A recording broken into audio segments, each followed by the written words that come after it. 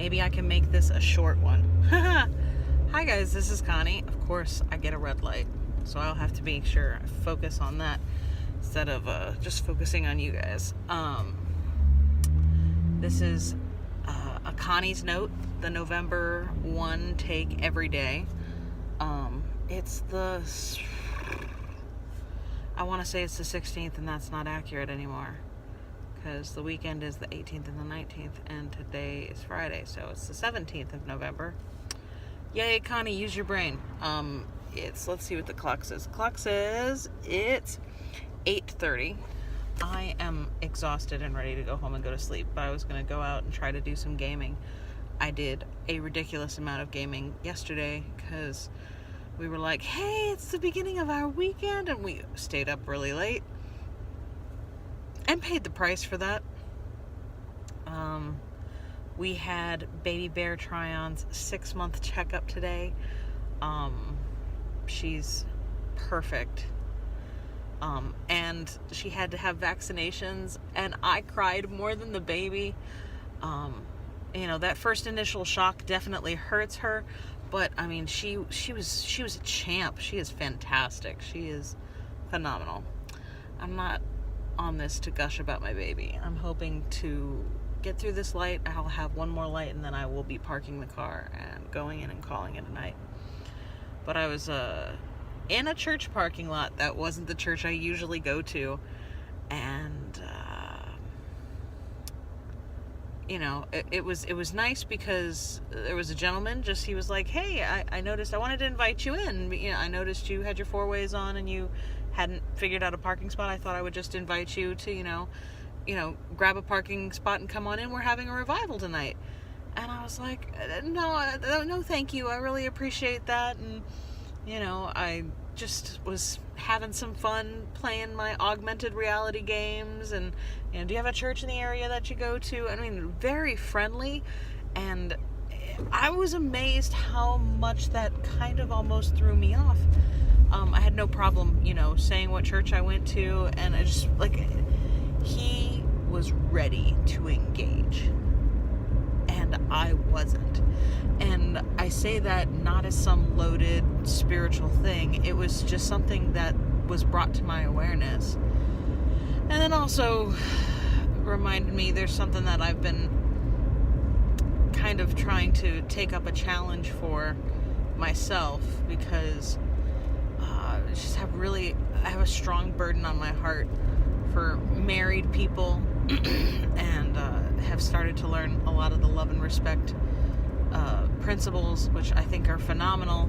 And haven't read the book. I've listened to the podcast. I have access to some of the Bible studies, and so I've been watching some of the Bible studies without the workbooks, and it is incredibly useful information, whether you are a church-going person or not, to have the opportunity and the knowledge that goes with, why are you riding my bumper? There is a car. You know what? I don't even know who you are, but get off.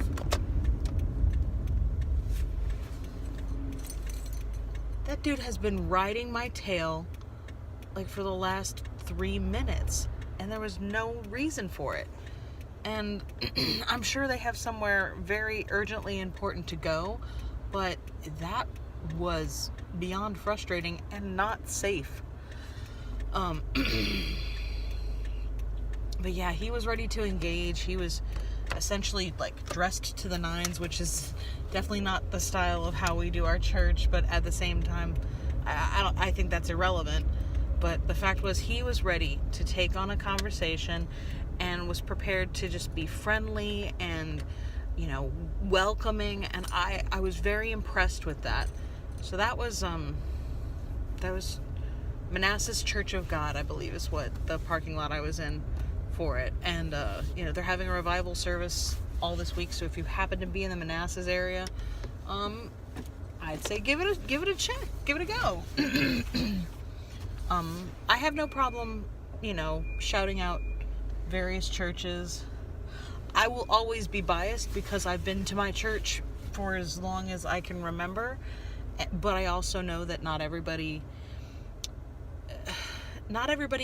connects into the community of the church the way I do.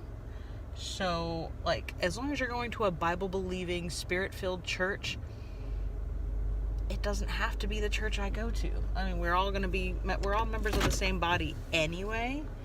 So, that's a thing. So, it was just an interesting thing to be reminded of. I went to the pool with my mom without the baby, and it was glorious. I almost recorded myself in the hot tub because it's nice to get a break. But at the same time, it's also important to be... There's a cycle that I've been made aware of where it's like revelation and reaction. Now that something has been revealed to me, what is my reaction and response? There it is. Revelation and response. Now that I am aware, I'm responsible, and then I need to figure out what my appropriate response and reaction is to that situation. And I'm very aware that even now, like when let's connect the rabbit trails together back to the love and respect stuff.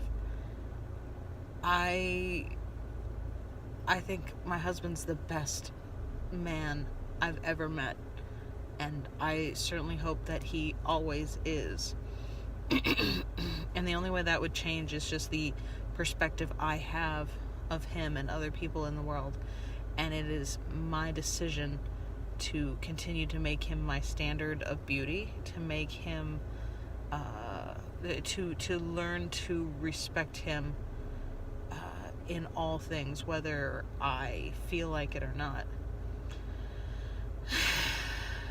And it's just one of those things that your conscience just kind of hits you with, because not more than like 5 minutes before that gentleman decided to engage me, I kind of tossed a snarky text at Mustachio, and I was like, that was rude. That's not very loving or respectful. So it's one of those things where you fall down. Righteous person falls down 7 times, but 7 times he gets back up. So it's one of those things it's one of those things you kind of say in your head, okay, what have we learned? And just pick yourself up off the ground, dust yourself off, and keep moving forward. Speaking of picking yourself up off the ground, that could be a whole nother subject that I harp on. After we went to the pool, my parents came over. The grandma and grandpa came over to see the grandbaby, and my dad was trying to put the baby in. We have this, is it exerciser, I think is what it's called, and went to go put her in, and her feet were in that spot, but she wasn't fully into it, and she must have shifted, because it didn't look like he lost his grip. It even, like, I was sitting there watching him the whole time, and it didn't look like he fumbled it. And even by his own admission, he said the baby shifted. And so at some point he had like the bottom half of her, and then all of a sudden she like tilts forward on him and starts to tumble out of his grip and halfway out of the exerciser onto the wood floor. And she was a little stunned and startled, but she wasn't worse for wear. And I certainly hope that I didn't overreact, because my first reaction is, I'm a baby! So I might have overreacted, but I know my dad, and I know him well enough. And both my parents, like, they're a little bit older, and so they feel a little more feeble, whether they'll actually admit it or not. And so they almost don't trust themselves with the baby, which I find to be ridiculous, because they have perfectly functioning motor skills.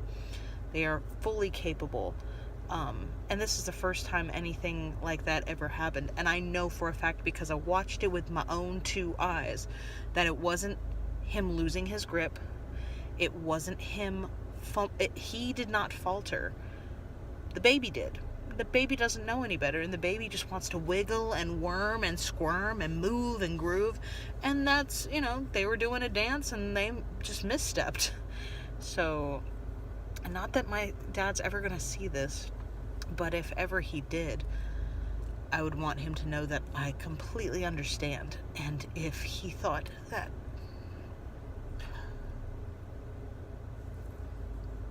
I ever thought less of him, he'd be wrong. I'm a little sensitive.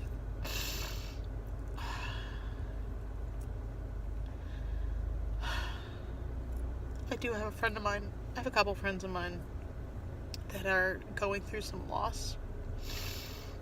And my heart hurts for them because one of them just lost their dad. And I think about some of the friends of mine that have lost their parents, or have lost a parent. And, I can't imagine. Like, it's an inevitability. People get older and bodies wear out, and eventually people expire and die. But, a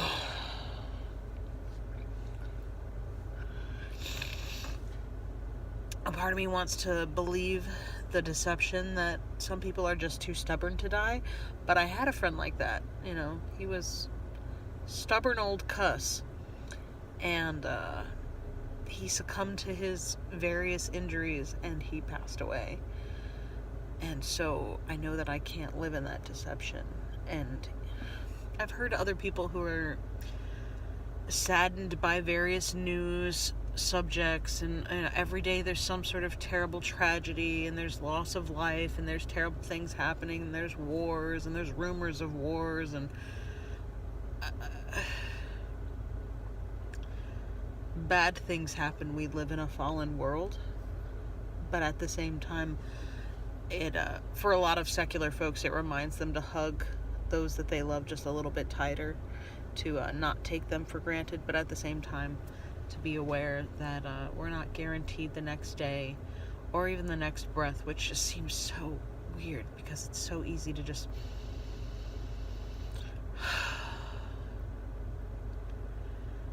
and I don't like the idea of death, only because I really like living life. And but then there's that contrast of to live is Christ and to die is gain. If I say I am who I claim to be in living out my faith. And it's an interesting thought that I didn't plan on going towards. I know I'm not perfect, and I don't want to make excuses for it. I want to take responsibility and learn from my various errors so that I'm a more mature human being in the future. And I think I'm going to do that now by going to apologize to Mustachio and hopefully go to bed so he can get a couple extra hours to sleep in and I can actually get a full night's rest.